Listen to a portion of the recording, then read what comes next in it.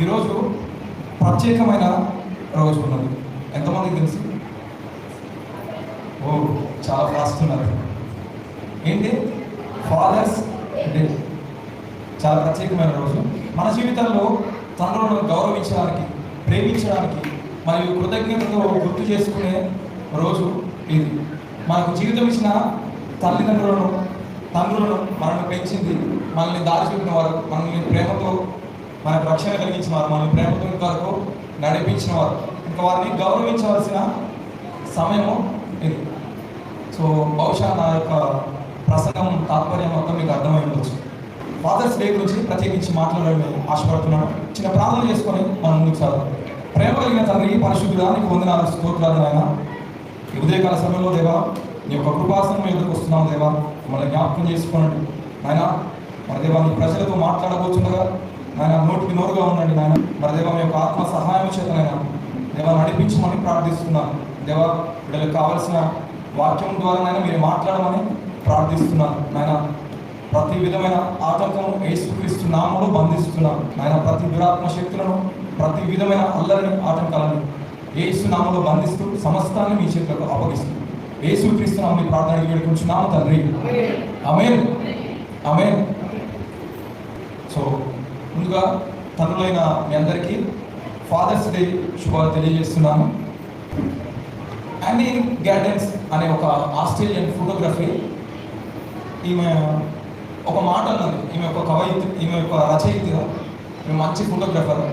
ఈమె ఏం చేస్తున్నదంటే సమాజ సేవ కూడా చేస్తుంటుంది. చాలా మంచిగా మాట్లాడుతూ, చాలా సోషల్ యాక్టివిటీస్లో ముందుంటూ ఇప్పటికీ లైవ్ ఉన్నది. ప్రజెంట్ ఈమె న్యూజిలాండ్లో ఉంటుంది. ఈ యానీ గ్యాడెన్స్ ఆమె రాసిన బుక్లో ఒక మాట చాలా బాగా అనిపించింది. ఏంటంటే, any man can be A father, but it takes someone special to be A daddy. అంటే ఏ మనిషి అయినా శారీరకంగా తండ్రి కాగలడు, కానీ నాన్నగా మారడం అంటే ప్రేమను, త్యాగాన్ని, బాధ్యతను చూపించగలగడం వేరు ఉంటుంది. ఈ మాట చదివినప్పుడు చాలా ఆశ్చర్యంగా అనిపిస్తుంది. నిజమే, చాలామంది బయాలజికల్గా, శారీరకంగా తండ్రులుగా కావచ్చు, కానీ నిజమైన బాధ్యత కలిగిన, ప్రేమ చూపించగలిగిన, త్యాగపూరితమైన తండ్రిగా కనిపించడం చాలా అరుదైన వ్యక్తులుగా ఉంటుంది కదా. అయితే ఈ తండ్రుల గురించి బైబిల్ ఏం సెలవిస్తున్నది? బైబిల్ ఎన్నో రకాలమైన తండ్రుల గురించి వివరిస్తున్నది, కానీ ఒక 2 రకాలమైన తండ్రుల గురించి నేను మీతో పంచుకోవాలని ఆశపడుతున్నాను. బాధ్యత కలిగిన తండ్రులు, నిర్లక్ష్యపు తండ్రులు. బాధ్యత కలిగిన తండ్రులుగా ఉంటే కుటుంబము ఆశీర్వదింపబడుతుంది. నిర్లక్ష్యపు తండ్రులుగా ఉంటే కుటుంబము నాశనానికి దారితీస్తుంది. సో బాధ్యత కలిగిన తండ్రులుగా మనము చూద్దాము బైబిల్ గ్రంథము నుంచి యోబు గ్రంథము కీర్తనలకు ముందు ఉంటుంది. 1వ అధ్యాయము 5వ వచనం. యోబు గ్రంథము 1వ అధ్యాయము 5వ వచనం. వారి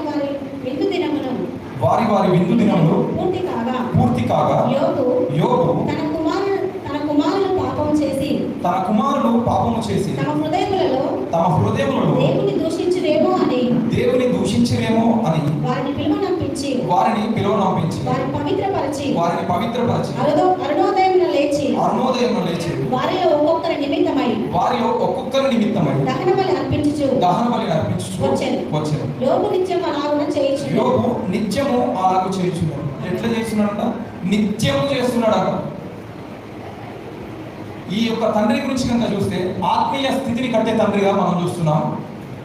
ఈ లోకంలో కనుక సహజంగా చూస్తే శారీరక అవసరాలను తీరుస్తుంటారు ఎక్కువగా.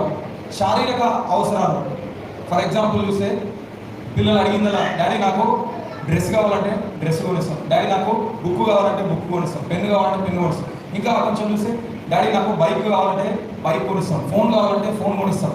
ఇంకా పెద్ద ఇద్దామంటే డాడీ నాకు ఆస్తి కావాలంటే ఆస్తి కూడా ఇచ్చేస్తారు, డాడీ నాకు ఫ్లాట్ కావాలంటే ఇచ్చేస్తారు. కానీ ఇహలోక సంబంధమైన శారీరక అవసరాలు మాత్రమే కాక ఆత్మీయ స్థితిని కట్టగలిగే తండ్రిగా మనం ఆ విధంగా ఉన్నాం. ఈ యోబు గ్రంథంలో కనుక చూస్తే యోబుకు చాలా ఆస్తి ఉన్నది, చాలా బహుధనవంతుడు, రిచెస్ట్ పర్సన్ అని ఉంటుంది.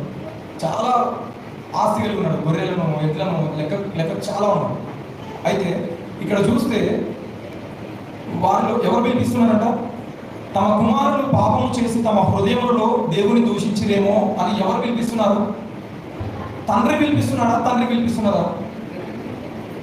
చెప్పాలా? తండ్రి పిలిపిస్తున్నాడా? తల్లి? ఇక్కడ చూస్తే నేను చెప్పాల్సింది ఏంటంటే, తండ్రే కూర్చొని ప్రార్థనకు, అరే చిన్నోడా రారా ప్రార్థన చేయాలి, రారా నీకు, అరే పెద్దోడా రారా, అరే నడిపోడా రారా. ఆ విధంగా యోగుకున్న 10 మంది పిల్లలను వరుస నుండి పిలిపించి కూర్చోబెట్టి ప్రార్థన చేసి ఆశీర్వదించి, పోరా నువ్వు ఈ పని చెప్పు, పోరా నువ్వు బడికి వెళ్ళి నువ్వు ఈ పని చేసుకోపో అని ఎవరు చేస్తున్నారు? తండ్రి. కానీ ప్రార్థన అనే విషయానికి వచ్చేసరికి అది మనకు సంబంధించింది కాదులే, భార్యలకు లేదంటే తల్లికి, మా అమ్మకు, మా అక్కకు సంబంధించింది ప్రార్థన, నాకు కాదని అనుకుంటున్నాము. కానీ ప్రార్థన ఒక తండ్రిగా, ఒక ఆత్మీయ స్థితిని కట్టేవాడుగా, ప్రార్థన యోధులుగా మీరు ఉండాలని ఈ సమయంలో జ్ఞాపకం చేస్తున్నాను. ఆమేన్. శారీరక అవసరాలు ఎవరైనా తీర్చొచ్చు. ఒక క్రైస్తవుడిగా నీవు కాదు, ఎవరైనా తీరుస్తారు. బయట చాలామంది తీరుస్తారు, వాళ్ళకు మంచి అడిగిందల్లా ఇస్తారు, వాళ్ళకి మంచి ప్రేమను చూపిస్తారు. కానీ ఆత్మీయ స్థితిని కట్టగలిగే తండ్రిగా ఉండాలంటే క్రైస్తవుడిగా నీకు మాత్రమే సాధ్యం. ఆమేన్. అయితే మనం చాలా కోరిందల్లా ఇస్తాం, ధైర్యం వీళ్ళకి కానీ అన్నీ ఇస్తుంటాం. కానీ ఆత్మీయ స్థితిని వాళ్ళు పాపం చేశారని చెప్పకూడదు. ఇంకా అక్కడ వాళ్ళు ఒకవేళ హృదయంలో పాపం చేశారేమో, రేపు చేస్తారేమో అని పిలిపించి ప్రార్థన చేస్తున్నాడు. విలాప వాక్యంలో 2వ అధ్యాయం 19వ వచనం, నీవు లేచి రేయి మొదటి జామున మొరపెట్టుము, నీళ్లు కుమ్మరించినట్లు ప్రభు సన్నిధిని నీ హృదయమును కుమ్మరించుము, నీ పసిపిల్లల ప్రాణము కొరకు నీ చేతులను ఆయన తట్టు ఎత్తుము. ఇక్కడ కూడా చూస్తే ఒక తల్లి ప్రార్థన చేయాలని లేదు, రేయి మొదటి జామున అమ్మ నువ్వులే ప్రార్థన చేయాలని కాదు. ఇక్కడ తండ్రిగా నీవు లేచి రేయి మొదటి జామున నీ పిల్లల కొరకు ప్రార్థన చేయాలి. ఎలా చేయాలి? యోబు ఏ విధంగా చేశాడు? ఒకవేళ పాపం చేస్తారేమో అని ఊహించి వాళ్ళని పిలువనంపించి ప్రార్థన చేస్తున్నాడు. ఇంకా యోబు జీవితంలో కనుక చూస్తే కోల్పోయిన స్థితిలో కూడా ఆయన పరీక్షలలో కూడా నమ్మకమైన తండ్రిగా చూస్తుంటాడు. సో ఈ సమయంలో మీకు ఏం చెప్తున్నట్టు, పిల్లలకు బాగా చెప్తే వినరు, అందుకే వాళ్ళని పిల్లలు అంటారు. పిల్లలకు చెప్పింది వినరు, వాళ్ళు ఎక్కువగా చూసి నేర్చుకుంటారు. వాళ్ళు ఎక్కువగా చూసి నేర్చుకుంటారు. అందుకే నేను ఒక ఎగ్జాంపుల్ చెప్తాను. చెన్నైపాలెంలో VBS చేస్తున్నాము. మేము VBS చేస్తున్నప్పుడు ఒక చిన్న పాప, బహుశా 4-5 ఇయర్స్ అనుకున్నాను, వచ్చి బయటికి వెళ్ళి వచ్చాము. ఆ విధంగా అంటే 5 minutes బ్రేక్ ఇచ్చాము. ఆ టైంలో బయటికి వెళ్ళి వచ్చి ఆ ట్యాప్ దగ్గర కాళ్ళు కడుక్కుంటున్నాను. అందరు కడుక్కొని వేరు, కొంతమంది కడుక్కోకుండానే లోపలికి వచ్చి కూర్చున్నారు. ఆ పాప చాలా చక్కగా కాలు కడిగి ఒక 4-5 మగ్గులు పోసి కడుక్కుంటున్నాను. నేను పిలిచి అడిగాను, అరే ఎవరు నేర్పించారా? వాళ్ళు అన్నట్టు, లేదన్నా మా మమ్మీ ఈ విధంగా చేస్తుంది, అలా చూసి నేర్చుకున్నాను. లేదన్నా మా తండ్రి మా డాడీ ఇలా చేస్తాడు, అలా చూసి నేర్చుకున్నాను. అంటే చెప్తే వినరు, అరే కాలు కడుక్కో లోపడారా, ఏంది నువ్వు చెప్పేది అన్న చూసి. కానీ నువ్వు చేసేది చూస్తుంటే వాళ్ళు ఆటోమేటిక్గా చేస్తారు. సో తండ్రిగా నువ్వు ప్రార్థనలు చేస్తుంటే కుమారుడుగా, పిల్లలుగా వాళ్ళు కూడా లేచి ఆటోమేటిక్గా మోకాలు వేస్తారు. వాళ్ళు కూడా నీ భక్తిని అలవాటు చేసుకుంటారు. సో ప్రార్థన పరుడుగా యోగు వలె అటువంటి తండ్రిగా మనం ఉండాలి. ఇంకా తండ్రిగా మనం ఏం చేస్తున్నామో జాగ్రత్తగా ఉండదు. అందుకే ముందే చెప్పాను, తండ్రి కావడం శారీరకంగా పిల్లల్ని కావడం కాదు, ఆత్మీయంగా నిర్మించే ఆత్మీయ తండ్రిగా, నిజమైన బాధ్యతాయుతమైన తండ్రిగా ఉండాలి. మొదటిగా మనం చూసాం, బాధ్యత కలిగిన తండ్రుల్లో యోగు గురించి నేర్చుకుంటున్నాం, ఆత్మీయ స్థితిని కట్టే తండ్రి. రెండవదిగా చూద్దాం, ఆదికాండము 12వ అధ్యాయం నుంచి 25వ అధ్యాయం వరకు. ఇప్పుడు చదవమని చెప్పాను, కానీ 12వ అధ్యాయంలో కనుక చూస్తే అబ్రహాము గురించి మనం అక్కడ చూస్తాం. అబ్రహాము దేవుని పిలుపు పొందుకున్నప్పుడు ఆయన మంచి విశ్వాసం కలిగి, విధేయత కలిగి ముందుకు నడుచుకున్నాడు. ఇంకా కొంచెం ముందుకు వెళ్తే ఆ యొక్క 18వ అధ్యాయంలో కనుక అట్లా ముందుకు వెళ్తే దేవుడు ఒక మాట సెలవిస్తాడు, నీవు మరల రాబోయే సంవత్సరానికి నువ్వు ఒక కుమారుని కలుగుతావంటే ఆయన వృద్ధాప్యంలో ఉన్న మృతతుల్యుడు అయినప్పటికీ కూడా ఆయన నమ్మకం మాత్రం ఉంచాడా లేదా? దేవుని మాటకు విధేయత కలిగిన తండ్రిగా, విశ్వాసం కలిగిన తండ్రిగా ఉన్నాడు. సో దీన్ని చూసే కుమారులు కూడా అలవాటైతే వస్తున్నారు, కుమారులు కూడా నేర్చుకుంటూ వస్తున్నారు. సో దానికి ఉదాహరణగా చూద్దాం. ఆదికాండము 22వ అధ్యాయము 7వ వచనం. నా తండ్రి అని అతను పిలిచెను. అందుకతడు ఏమి నా కుమారుడా అనెను. అప్పుడు అతడు నిప్పును కట్టెలను ఉన్నవి కానీ దహన బలికి గొర్రెపిల్ల ఏది అని అడగగా అబ్రహాము నా కుమారుడా దేవుడే దహన బలికి గొర్రె పిల్లను చూసుకున్నాడని చెప్పారు. ఇక్కడ ఈ యొక్క సందర్భం అంతా మనకు బాగా సుపరిచితమే. ఏంటంటే తానొక్కగాను ఒక కుమారుని, ప్రేమించే కుమారుని దేవుడు బలిగా అర్పించమని అబ్రహామును పరీక్షిస్తున్న సమయం, అబ్రహామును పరిశోధిస్తున్న సమయం. సో అబ్రహాము దేవుని మాటకు విశ్వాసం చూపిస్తాడా, విధేయత చూపిస్తాడా అని దేవుడు పరీక్షించాడు. అయితే తాను చెప్పినట్టుగానే దేవుని మాటకు లోబడి ఒక కుమారుని, తన ఒక్కగానొక కుమారుని, అతిగా ప్రేమించే కుమారుని, మృతతుల్యుడైన ఆ యొక్క సమయంలో పుట్టిన కుమారుని తీసుకుని వచ్చి బలిగా అర్పించడానికి సిద్ధపడి ఆ యొక్క కట్టెలను, ఆ యొక్క గాడిదను దాన్ని తీసుకొని ఆ గాడిదకు గంతలు కట్టి ఆ యొక్క కొండపైకి ఎక్కుతూ వెళ్తున్నారు. సో ఈ దారి మధ్యలో జరిగిన ఈ సంభాషణ 7వ వచనం. ఇస్సాకు డౌట్ వచ్చింది. ఇస్సాకు మరీ చిన్నపిల్లవాడు కాదు. ఇస్సాకు బహుశా 17 నుంచి 20 సంవత్సరాల వయసు గలవాడు. సో ఇస్సాకు డౌట్ వచ్చింది. డాడీ అంత బాగానే ఉంది, కట్టెలు ఉన్నాయి, బలి కట్టున్నావు, కట్టెలు ఉన్నాయి, మంచిగానే ఉంది, ఓకే, ఇంకా గొర్రెపిల్ల ఏది మరి, బలిగా అర్పించడానికి గొర్రెపిల్ల ఏది అని అడుగుతుంది. ఆ సమయంలో అబ్రహాము ఈ విధంగా సెలవిస్తున్నాడు, దేవుడే చూసుకుంటాడు నాన్న, నువ్వేం టెన్షన్ పడకు అని చెప్తాడు. సో ఈ మాట ఎవరు నమ్మారు? కుమారుడైన ఇస్సాకు కూడా నమ్మాడు. అంటే తండ్రి ఏ విశ్వాసం అయితే కలిగి ఉన్నాడో, తండ్రి ఎటువంటి విధేయత అయితే చూపాడో, దేవుడే చూసుకుంటాడు అన్న మాటకు ఖచ్చితంగా రూఢిగా ఇస్సాకు కూడా నమ్మాడు. ఇస్సాకు జీవితం అంతా చూసినప్పుడు కూడా అదే విశ్వాసము కనిపిస్తుంది. సో నేను ఈ టైటిల్ ఏమని పెట్టానంటే విశ్వాసం కలిగిన తండ్రి. మొదటిగా మనం చూసాము ఆత్మీయ స్థితిని కట్టే తండ్రిగా చూసాము. రెండవదిగా చూస్తే విశ్వాసం కలిగిన తండ్రిగా చూస్తున్నాము. ఇక్కడ అంతా అయిపోయింది. ఆ యొక్క కొండ మీదకి వెళ్ళారు. ఆ బలిగా అర్పించే సమయంలో అప్పటికి కూడా ఇస్సాకు ఏ మాట మాట్లాడలేదు. అబ్రహాము చాలా దుఃఖంతో, చాలా వేదనతో, ఒక్కగానొక్క కుమారుడు ఈయనని అడిగాడు, అంత బాధతో ఉన్నాడు. అటువంటి సమయంలో ఇస్సాకు అడిగిన ప్రశ్న ఇంకా గుబులు పుట్టించింది. ఇస్సాకు అడిగిన ప్రశ్న చాలా గుబులు పుట్టించింది. ఇంకా ఎంత విశ్వాసం కలిగి ఉండాలి? సో ఆ సమయంలో నిజంగా యెహోవా ఈరేగా దేవుడే అక్కడ ఒక పొట్టేలును రప్పించి ఇస్సాకుకు బదులుగా ఆ యొక్క బలిని అర్పించాడు.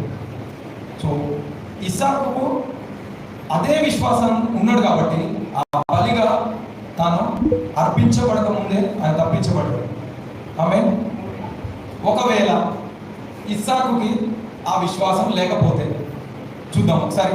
విశ్వాసం ఇస్సాకు కనుక ఆ విశ్వాసం లేకపోతే అక్కడ అన్నాడు, తెల్లవారినప్పుడు అబ్రాహాము లేచి తన గాడిదను గంత కట్టి తన పరివారం ఇద్దరిని తన కుమారుడు ఇస్సాకును వెంట పెట్టుకొని దహన బలి కొరకు కట్టెలు చీల్చి లేచి దేవుడు తనతో చెప్పిన చోటుకి వెళ్ళాను. ఒకవేళ ఇస్సాకు కనుక విశ్వాసం లేకపోతే అక్కడ అంటాడు ఏమనంటే, నేనెందుకు వచ్చేది ప్రశ్న వస్తుంది. అంత బాగానే ఉంది, ఫస్ట్ గొర్రె పిల్లేది ప్రశ్న వచ్చేది. ఇంకా నాకెందుకు ఇదంతా? ఆడికి పోయిన తర్వాత ఆ గాడిద పిల్లను వదిలేసి ఆ కట్టెలు భుజాన వేసి ఇస్సాకే ఎత్తుకొని వెళ్ళాడు. ఇదంతా నాకెందుకయ్యా? నిజంగా ఒకవేళ తండ్రికి కలిగిన విశ్వాసం కనుక లేకపోతే ఇటువంటి ప్రశ్నలే వస్తాయి. సో తండ్రిగా దేవుని పైన నీవు కలిగిన విశ్వాసము నీ కుమారులకు కూడా, నీ యొక్క కుటుంబాన్ని కూడా అదే విశ్వాస క్రమంలో నడిపించడమే నిజమైన తండ్రి యొక్క బాధ్యత. ఆమేన్. అట్టి తండ్రులుగా మీరు ఉండాలని ఆశపడుతున్నాను. ఇంకా మూడవదిగా చూద్దాము. లూకా సువార్త మొదటిగా ఆత్మీయ స్థితిని కట్టేటువంటి తండ్రి గురించి మాట్లాడాము. రెండవదిగా విశ్వాసం కలిగిన లేదా విధేయత చూపే తండ్రి గురించి మాట్లాడాము. మూడవదిగా లూకా సువార్త 15వ అధ్యాయము 11 నుంచి 32 వచనాలు. ఈ సందర్భంలో చూస్తే తప్పిపోయిన కుమారుడు గురించి మనము చూస్తాం. మరియు ఆయన ఇట్లా అనెను, ఒక మనుషునికి ఇద్దరు కుమారులు ఉండిరి. ఒక మనుషునికి ఇద్దరు కుమారులు ఉండిరి. వారిలో చిన్నవాడు తండ్రి ఆస్తిలో నాకు వచ్చు భాగం ఇమ్మని తన తండ్రిని అడగగా అతడు వారికి తన ఆస్తిని పంచిపెట్టాడు. కొన్ని దినములైన తరువాత ఓకే, చాలా ఇదంతా చదివితే చాలా లేట్ అవుతుంది. ఒక తండ్రి ఉన్నాడు, తండ్రికి ఇద్దరు కుమారులు ఉన్నారు. ఆ ఇద్దరు కుమారుల్లో చిన్నవాడు ఏమంటున్నాడంటే, నాకు వచ్చే ఆస్తి నాకు ఇచ్చేసేయి, నా పాలు నాకు పంచిపెట్టు అని అడిగినప్పుడు తండ్రి ఎంతైనా ప్రేమ వెళ్ళినవాడు, సరే నా కుమారుడే కదా ఎప్పటికైనా ఇవ్వాల్సిందేగా అన్న ప్రేమతో అతనికి పంచిపెట్టడం జరిగింది. ఆ పంచిపెట్టినప్పుడు పెద్ద కుమారుడేమో ఇంటి వద్ద ఉండే తన పని చేసుకుంటూ తన పొలాన్ని చూసుకుంటున్నాడు. కానీ చిన్న కుమారుడు తనకు ఉన్నంత ఆస్తి అంతా అమ్మి తన ఇష్టం వచ్చినట్టు జలసాలు చేసి తన ఇష్టం వచ్చిన రీతిగా తిరుగుతూ తన డబ్బంతా వృధాగా ఖర్చు చేశాడు. సో తాను దూర ప్రాంతం పోయి పైసలు ఉన్నంతసేపు చాలా మంది వచ్చారు, చాలా ఫ్రెండ్షిప్ చేశాడు. కానీ మొత్తం అయిపోయిన తర్వాతకి తనకు తినడానికి కూడా తిండి లేనటువంటి పరిస్థితి, ఆ యొక్క పందులు మేపే అటువంటి స్థలంలో వెళ్ళి ఆహారాన్ని వెతుక్కునే పరిస్థితి. సో ఇటువంటి పరిస్థితులు ఉన్నప్పుడు దేవుడు అయ్యా ఒకరోజు ఆలోచన వచ్చింది, వాడికి బుద్ధి వచ్చింది, వాడికి జ్ఞానోదయం కలిగింది. అటువంటి సమయంలో నా తండ్రి ఒకడున్నాడే, నా తండ్రి ఒకరున్నారే, ఎంతైనా ప్రేమ కలిగిన వాడు, ఎంతైనా క్షమించేవాడు.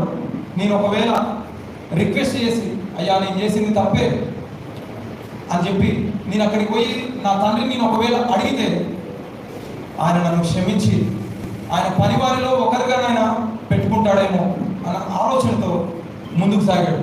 సో ఆ తండ్రి దగ్గరికి ఎప్పుడైతే వెళుతున్నాడో ఆ తండ్రి ఆ దూరం నుంచి వచ్చే ఆ కుమారుని చూసి పరిగెత్తుకొని వచ్చి కౌగలించుకొని ముద్దు పెట్టుకొని, అయ్యా నేను ఈ కుమారుని అనిపించుకొనుటకు యోగ్యుడను కాను అనే లోపలనే లేదా అనే ఆ నోరు మూసిండొచ్చు భాష. లేదు నువ్వు నా కుమారుడు, నువ్వెంత చెడ్డ పని చేసినా, నువ్వెంత అసహ్యమైనవి చేసినా, నువ్వు నన్ను ఎంత ద్వేషించినా నీవు నా కుమారుడవి.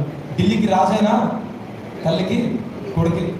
సో నువ్వెంత చేసినా నాకు కుమారుడవి.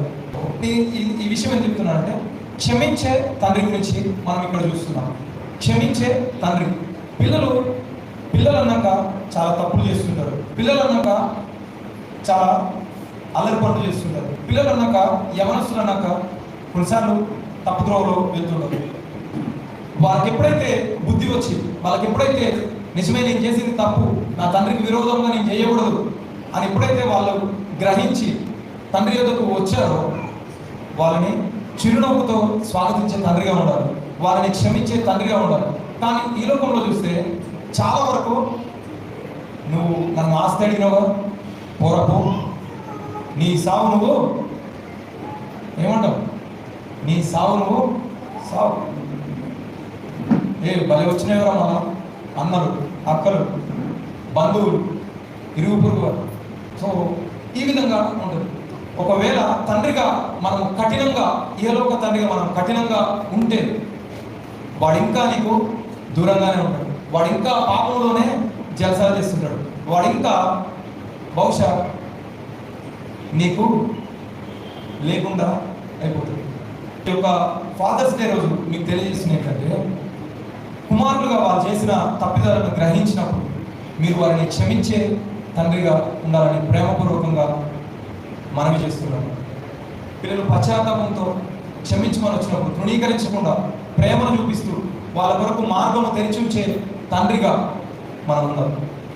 సో దేవుడు మనల్ని ఏ విధంగా అయితే క్షమించాడో మనం కూడా చేయనటువంటి తప్పులలో, చేయకూడనటువంటి తప్పులలో, చేయరానటువంటి పాపంలో మనం ఉండగా దేవుడు కనుక మనల్ని ఆ విధంగా చూస్తుంటే, కఠినంగా చూస్తుంటే, ఈరోజు మనము ఆయన యొక్క పరిశుద్ధత ముందర, ఆయన యొక్క ప్రేమ ముందర మనము నిలిచి ఉండేవారు కాదు. ఆయన ప్రేమ చూపిస్తూ ఆయన మనల్ని రక్షించడానికి ఈ లోకానికి వచ్చి నేను చేసిన తప్పిదాలను తన మీద వేసుకొని తాను సిలువలో బలియాగం అయ్యాడు కాబట్టి మనం ఈరోజు బ్రతికి ఉన్నాం, మనం ఈరోజు రక్షింపబడి ఉన్నాం. సో దేవుడు మనల్ని క్షమించిన రీతిగా మన కుమారులను, మన ఇరువురు వారిని క్షమిద్దాం. సో మొదటిగా మనం చూసాము బాధ్యత కలిగిన తండ్రుల గురించి ముగ్గురు గురించి చూసాము. ఒకటి ఆత్మీయ స్థితిని కట్టేటువంటి యోబు గురించి చూసాము. రెండవదిగా విశ్వాసం కలిగినటువంటి తండ్రిగా అబ్రహాం గురించి చూసాము. మూడవదిగా క్షమించే తండ్రి గురించి చూసాము. ఇప్పుడు రెండవ టాపిక్ బాధ్యత లేని నిర్లక్ష్యపు తండ్రుల గురించి చూద్దాం. బహుశా ఇక్కడ కూర్చున్న వాళ్ళు అనుకోవచ్చు, నా గురించి కాదని, నేను ఆ విధంగా లేనని. చూద్దాం. మొదటి సమూయేలు గ్రంథం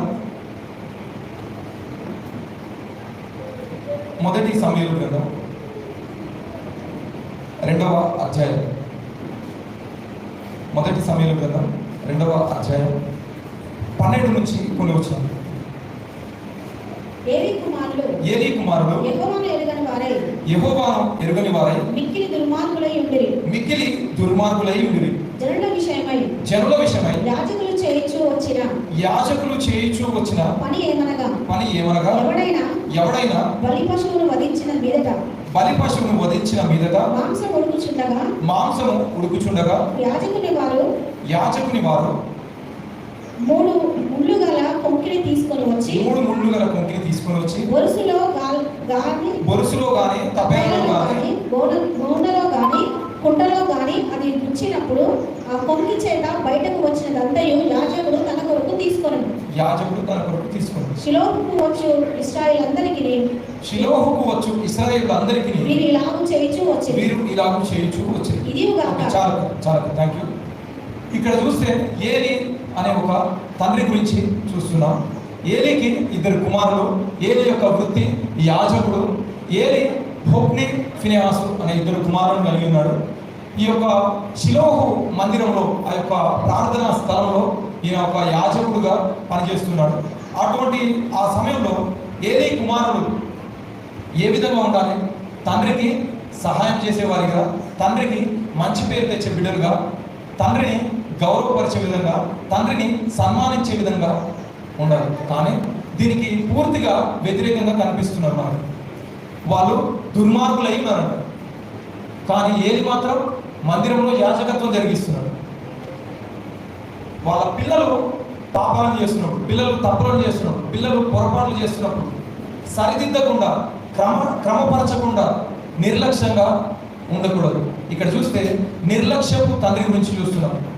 ఏలి నిర్లక్ష్యపు తండ్రిగా చూస్తున్నాం. వాళ్ళ పైన అతి ప్రేమ చూపిస్తున్నాడు.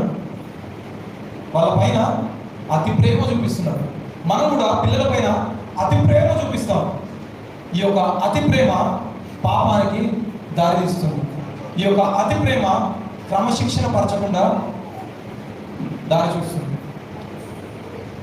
ఉదాహరణకి తండ్రి జేబులో 10 రూపాయలు పిల్లవాడు దొంగలిచ్చినప్పుడే మందలిస్తే వాడు సరైన క్రమంలో ఉంటాడు. లేదంటే వాడు మెల్లిమెల్లిగా 10 రూపాయలు కాస్త 1000 రూపాయలు అవుతుంది, 1000 రూపాయలు కాస్త 10,000 అవుతుంది. తర్వాత మంచి నైపుణ్యం కలిగిన గజ దొంగగా మారుతాడు.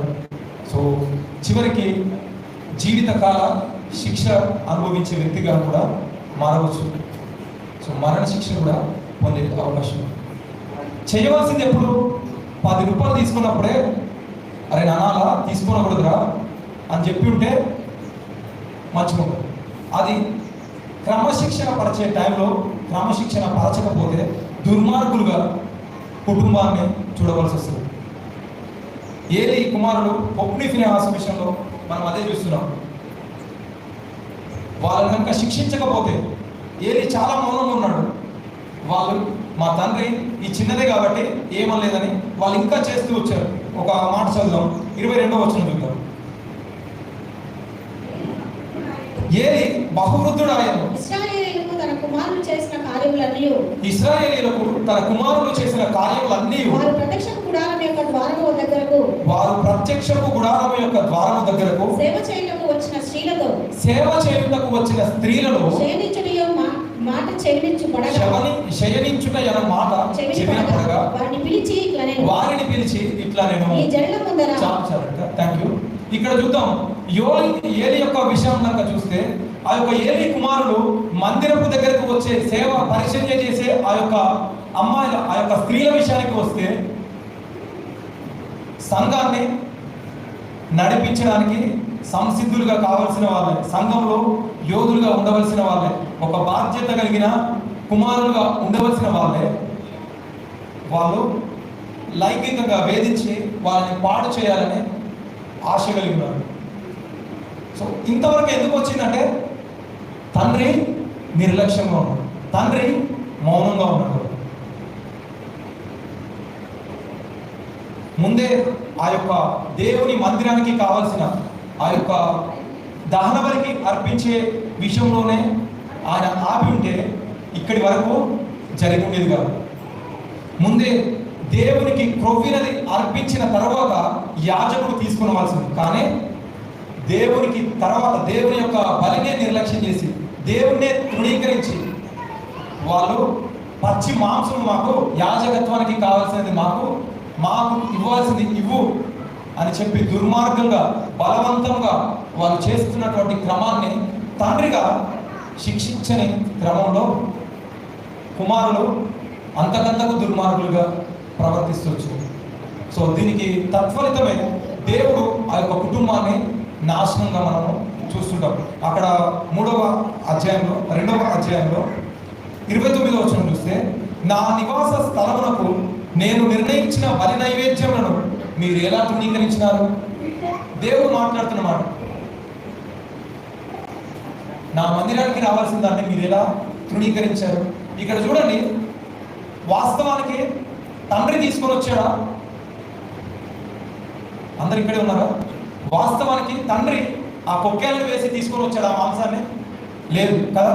దేవుడు ఈ మాట చూడండి, నేను నిర్ణయించిన బలి నైవేద్యములను మీరు ఎలా తృణీకరించినారు? మిమ్మును క్రొవ్వబెట్టుకొనుటకై నా జనులకు ఇశ్రాయేలీయులు చేయు నైవేద్యములను శ్రేష్ఠ భాగములను పట్టుకొనుచు నాకంటే నీ కుమారులను నీవు గొప్ప చేయించున్నావు. ఇక్కడ దేవుడు ఇంక్లూడ్ చేస్తున్నాడు తండ్రిని కూడా. మిమ్మును అంటున్నాడు, నీ కుమారులను అంటలేడు. మిమ్మును క్రొవ్వబెట్టుకుంటారు అంటే మీరు బాగా క్రొవ్వినవాళ్ళు కావాలని దేవునికి రావాల్సినది, దేవుడు కోరుకున్నది మీరు క్రొవ్వినవారుగా కావాలని మీరు ఆశపడ్డారా? అంటే తండ్రిని కూడా ఇంక్లూడ్ చేస్తున్నారు. కుమారుడు చేసిన తప్పుకి తండ్రిని కూడా సరైన క్రమంలో శిక్షించకపోతే, సరైన సమయంలో వారిని అడ్డుకోకపోతే దేవుడికి ఖచ్చితంగా బాధ్యత అప్పగించవలసిన తండ్రివిగా నీవు ఉంటావు. సామెతల గ్రంథము 13వ అధ్యాయము 24వ వచనం చూస్తే, బెత్తము వాడని వాడు తన కుమారునికి విరోధి, కుమారుని ప్రేమించువాడు వారిని శిక్షించును. ఎవరైతే కుమారుని ప్రేమిస్తారో శిక్షిస్తారు, వారిని గద్దిస్తారు. యెహోవా తాను ప్రేమించు వారిని గద్దిస్తాడు. సామెతలు అదే 3వ అధ్యాయంలో యెహోవా తాను ప్రేమించు వారిని గద్దించున్నాను. సో మీరు మీ పిల్లల్ని ప్రేమిస్తున్నట్లయితే వారిని శిక్షించండి, వారిని బెత్తం వాడండి. కొన్నిసార్లు తప్పులేదు, పిల్లలందరూ ఇట్లా చూస్తున్నారు. సో శిక్షించే టైంలో శిక్షించకపోతే వాళ్ళు తర్వాత మీ చేయి దాటిపోయిన తర్వాతకి లబో దిబోని మొత్తుకున్నా కూడా రాదు. ఇవాళ ఒక సిగరెట్ తాగుతున్నాడని తెలిసినప్పుడే నీవు వాడిని మందలించకపోతే రేపు డబ్బా తాగినా నీ వాడిని ఏం చేయదు. ఇవాళ ఒక అమ్మాయితో మాట్లాడుతున్నాడని, ఒక చాటింగ్ చేస్తున్నాడని నీకు తెలిసినప్పుడే నువ్వు వాడిని అడగకపోతే రేపు ఎంతమందితో తిరుగుతాడో నీవు ఊహించాల్సిన అవసరం లేదు. ఇవాళ ఒక జూదానికి అలవాటు పడినప్పుడే నీవు వాడిని ప్రశ్నించకపోతే, వానికి నువ్వు సరైన సమయంలో బెత్తం వాడకపోతే నీ యొక్క కుటుంబ పతనాన్ని నీవు ఖచ్చితంగా చూస్తావు. కాబట్టి నిర్లక్ష్యపు తండ్రిగా ఉంటే కుటుంబ నాశనాన్ని చూస్తాం. కాబట్టి బాధ్యత కలిగిన తండ్రిగా మనం ఉంటాం. సో చివరిగా మనం చూస్తాం సమూయేలు గ్రంథం 4వ అధ్యాయం అక్కడ ఫిలిస్తీన్లతో యుద్ధం జరుగుతున్నది. ఆ సమయంలో ఫిలిస్తీన్లు ఇజ్రాయేలీయులందరి మీద దండుగా వాళ్ళు ఏకంగా కూడి వచ్చినప్పుడు ఏలీ కుమారుడైన హొఫ్నీ ఫినెహాస్ కూడా ఆ యొక్క యుద్ధంలో మరణించడం జరుగుతుంది. ఆ మందసం పట్టబడుతుంది. ఈ యొక్క కబురును ఆ యొక్క వృద్ధాప్యంలో ఉన్న ఆ యొక్క తండ్రికి ఏలీకి ఈ వార్త మోసుకొని ఆ యుద్ధంలో ఉన్న ఒక వ్యక్తి మోసుకొని వస్తాడు. అయ్యా అయ్యా, ఆ యొక్క యుద్ధంలో మన మందసం పట్టబడింది, మన యొక్క ఇజ్రాయేలీలు ఆ యొక్క ఫిలిస్తీన్ల చేతిలో మరణించడం జరిగింది, అందులో నీ కుమారుడు కూడా హొఫ్నీ ఫినెహాస్ కూడా చనిపోయారు అని చెప్పినప్పుడు తండ్రి కూడా ఆ యొక్క పీఠం మీద ఆ యొక్క గడప మీద కూర్చున్నాడట. అటు నుంచి అటే పడి ఆ యొక్క వృద్ధాప్యంలో ఉన్నాడు కాబట్టి మెడ విరిగి చనిపోయినట్టుగా మనం చూస్తాం. సో దేవుడు ఖచ్చితంగా నీవు దేవునికి లెక్క చెప్పాల్సి వస్తుంది. నీ యొక్క కుమారుల వైఖరిని జాగ్రత్తగా చూసుకోకపోతే. అందరి తండ్రులాగా అయితే ఉంటే కాదు. క్రైస్తవులుగా బాధ్యత కలిగిన తండ్రిగా మనం ఉంటాం. క్రైస్తవులుగా నిర్లక్ష్యపు తండ్రిగా కాకుండా బాధ్యత కలిగిన తండ్రిగా మనం. సో ఇంకా రెండవదిగా చూద్దాం. 2వ సమూయేలు 13వ అధ్యాయం. ఇక్కడ మనం చూస్తాం 2వ సమూయేలు 13వ అధ్యాయంలో వరకు చూస్తే దావీదు మహారాజు మనందరికీ చాలా బాగా తెలుసు. దావీదు మహారాజు బహు పరాక్రమశాలి, దావీదు మహారాజు బహు సుందరుడు, దావీదు మహారాజు యుద్ధవీరుడు, దావీదు మహారాజు దేవుని హృదయానుసారుడు. కానీ కుమారుల విషయానికి వస్తే తండ్రిగా ఒక ఫెయిల్యూర్ ఫాదర్గా మనం చూస్తాం, ఒక విఫలమైన తండ్రిగా మనం చూస్తాం. కుమారుల విషయానికి వచ్చేసరికి ఒక మాటలో చెప్పాలంటే దావీదు బయట గెలిచాడు కానీ ఇంట ఓడిపోయాడు. సాధారణంగా ఇంట గెలిచి రచ్చ గెలిచమంటారు, కానీ దావీదు విషయానికి వస్తే మాత్రం బయట గెలిచాడు, ఇంట ఓడిపోయాడు. 2వ సమూయేలు అదే 13వ అధ్యాయంలో చూస్తే దావీదు కుమారుడైన అబ్షలోముకు ఒక సిస్టర్ ఉన్నది, తామారు. మళ్ళీ అదే వాళ్ళ యొక్క సోదరుడు అమ్నోను ఆమెను మోహిస్తాడు, ఆమెను లైంగికంగా వేధిస్తాడు, ఆమెను చెరిపేస్తాడు, ఆమెను పాడు చేస్తాడు. ఇదంతా తెలిసినప్పటికి కూడా ఎందుకు ఫెయిల్యూర్ ఫాదర్ అంటున్నానంటే ఆ యొక్క 21వ వచనం చూద్దాం. ఈ సంగతి రాజుకు దావీదునకు వినబడినప్పుడు అతడు బహురౌద్రము తెచ్చుకున్నాడు, చాలా కోపం తెచ్చుకున్నాడు అన్న. కోపం తెచ్చుకుంటే ఏం లాభం? కానీ మౌనంగానే ఉన్నాడు. తన కుమార్తెని చెరిపివేస్తే అన్ననే, కానీ శిక్షించాల్సినప్పుడు శిక్షించలేదు. దావీదు తెలుగులో ఒక సామెత ఉన్నది, ఆవు చేలో మేస్తే దూడ గట్టున మేస్తుందా? ఆవు చేలో మేస్తే దూడ గట్టున మేస్తుందా? దావీదంట గట్టున మేశాడు, కానీ అమ్నోను తన కుమారుడు ఏకంగా నడి చేలోనే మేశాడు, తన ఇంటిలోనే. ఈ సామెత మీకు అర్థమైందనుకో. సో శిక్షించాల్సిన సమయంలో శిక్షించకపోతే, సరిచేయాల్సిన సమయంలో చేయకపోతే ఖచ్చితంగా మనం కుటుంబ పతనాన్ని, కుటుంబ నాశనాన్ని మనం చూస్తాం. దావీదు బహుయుద్ధశాలుడు, పరాక్రమశాలుడు అయి ఉండవచ్చు, కానీ ఒక విఫలమైన తండ్రిగా మనం చూస్తున్నాం, ఒక ఫెయిల్యూర్ ఫాదర్గా మనం చూస్తున్నాం. దానికి తాత్పర్యమే దావీదు పైన తన కుమారుడే తిరుగుబాటు చేస్తాడు. అబ్షలోము తిరుగుబాటు చేసి తనకు వ్యతిరేకంగా చేసి వచ్చాడు. సో నిర్లక్ష్యంగా విఫలమైన తండ్రిగా మీరు ఉండవద్దని ప్రభు పేరిట మీకు మనవి చేస్తున్నాను. ఇంకా 3వదిగా చూద్దాం. మొదటిగా మనం చూసాము ఎవరి గురించి? ఏలీ గురించి నిర్లక్ష్యపు తండ్రిగా చూసాము. దావీదు గురించి ఆయన ఒక విఫలమైన తండ్రిగా మనం చూసాము. 3వదిగా ఆదికాండము 37వ అధ్యాయము. ఆదికాండము 37వ అధ్యాయము 3వ వచనం. మరియు యోసేపు ఇశ్రాయేలు వృద్ధాప్యమందు పుట్టిన కుమారుడు గనుక తన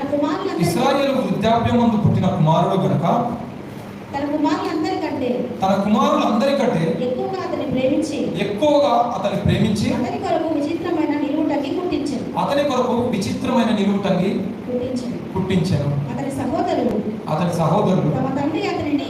ఓకే, థ్యాంక్ యూ. ఇక్కడ చూస్తాము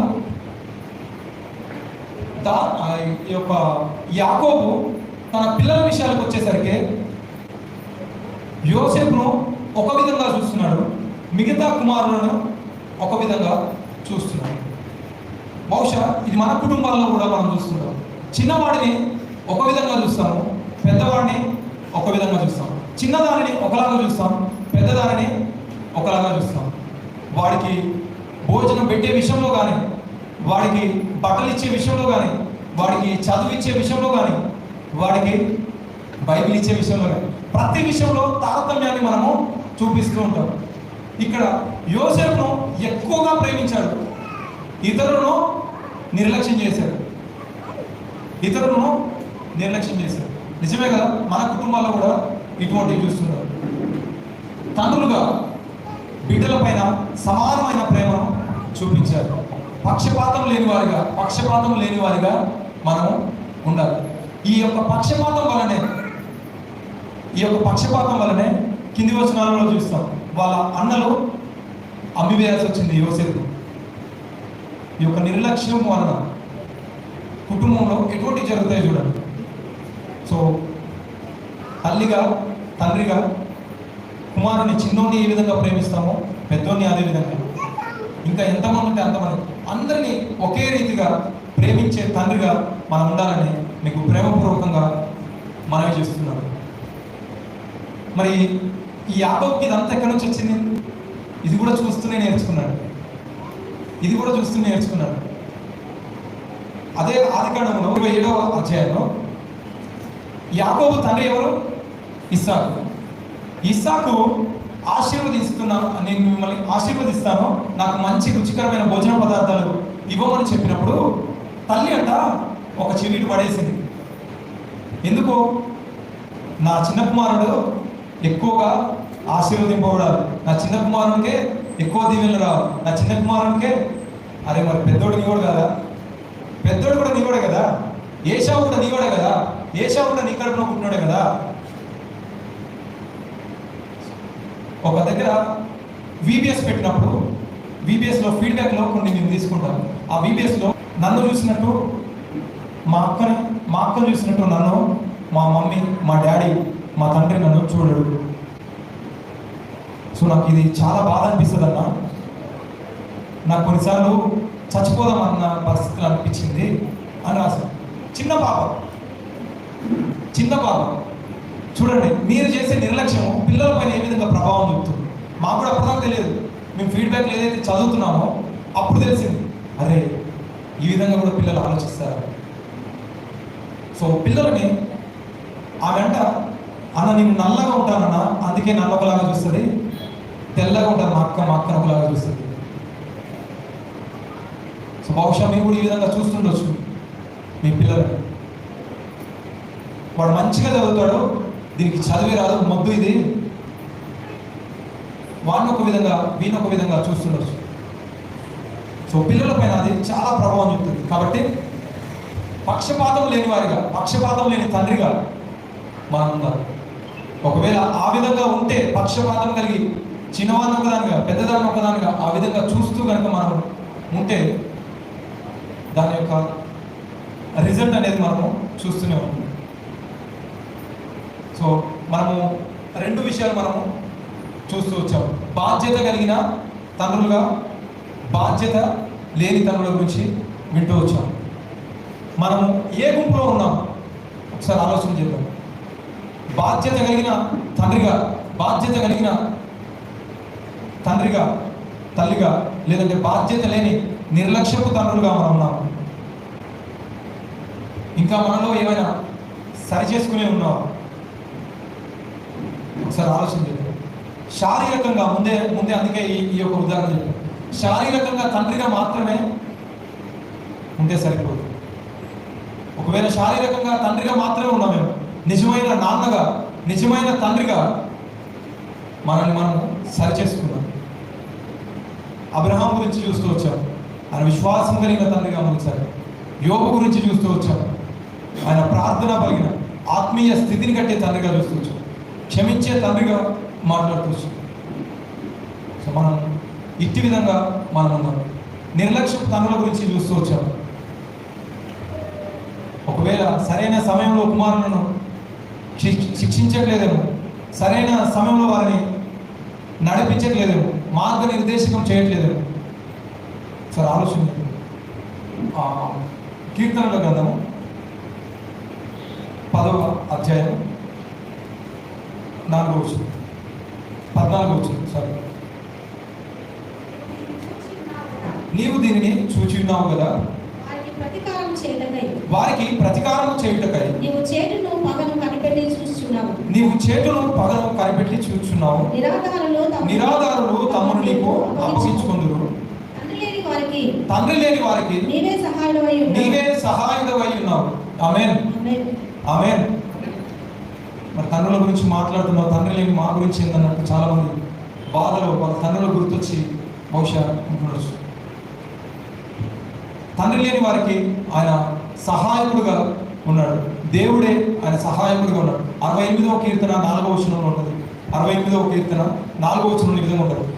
తన పరిశుద్ధ ఆలయమందు దేవుడు తండ్రి లేని వారికి తండ్రి, విధవరాండ్రకు న్యాయకర్త అయి ఉన్నాడు.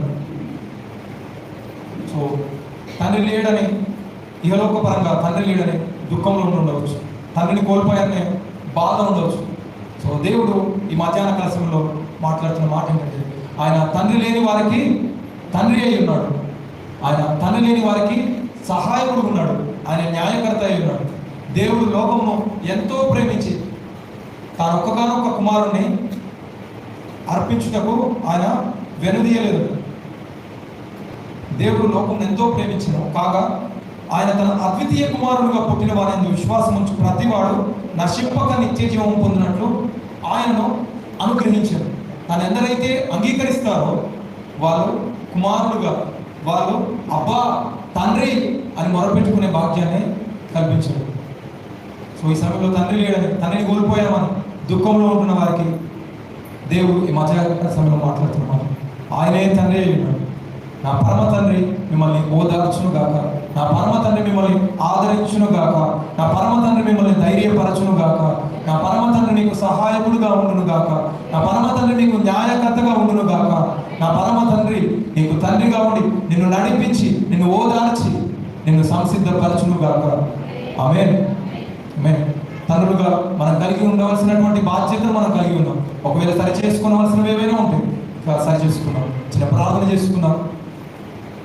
స్తోత్రం, స్తోత్రం, స్తోత్రం, స్తోత్రం, స్తోత్రం, స్తోత్రం. ప్రార్థన, ప్రార్థన.